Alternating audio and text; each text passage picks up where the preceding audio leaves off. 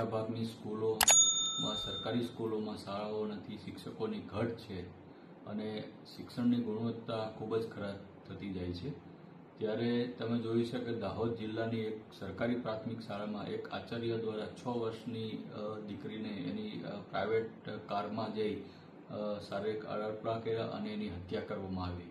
એટલે કે આવી ઘટનાઓ ગુજરાતની અંદર વારંવાર બની રહી છે અને હાલ અત્યારે શિક્ષણ મંત્રી શ્રી સરકારી સ્કૂલોની વિઝિટ લેવાની જગ્યાએ ભાજપના સભ્ય બનાવવામાં કામમાં અટકી ગયા છે અને આવી વારંવાર ઘટનાઓ બની રહી છે. તો માનનીય મુખ્યમંત્રીશ્રીને મેં એક પત્ર લખીને માંગણી કરી છે કે ગુજરાતમાં શિક્ષણનું સ્થિતિ ખૂબ જ ખરાબ થઈ રહી છે. આજે સરકારી સ્કૂલોમાં જતી નાની નાની બાળકીઓ પણ આજે શિક્ષકો કે આચાર્યોથી સલામત નથી.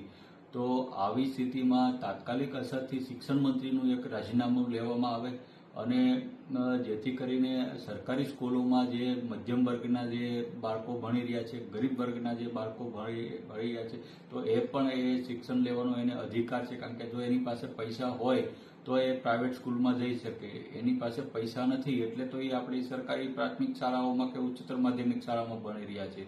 તો જ્યારે આવું શોષણ થશે તો કોના મા બાપ એની દીકરીઓને ભણાવવા સરકારી સ્કૂલમાં મોકલશે? તો પછી આવનાર સમયમાં ગરીબની દીકરી કેમ IAS, IPS કે એન્જિનિયર બનશે? આ ખૂબ મોટો પ્રશ્ન ઉભો થયો છે. એટલે માનનીય મુખ્યમંત્રીશ્રીને લેખિત માંગણી કરી છે કે ભાઈ તાત્કાલિક અસરથી શિક્ષણ મંત્રીનું રાજીનામું લેવામાં આવે અને સાથોસાથ જે દાહોદમાં જે 6 વર્ષની દીકરીનું જે મૃત્યુ થયું છે તો એના પરિવારને મુખ્યમંત્રી રાહત ફંડમાંથી 25 લાખની રાહત રાશિ આપવામાં તે પણ માંગણી કરું છું.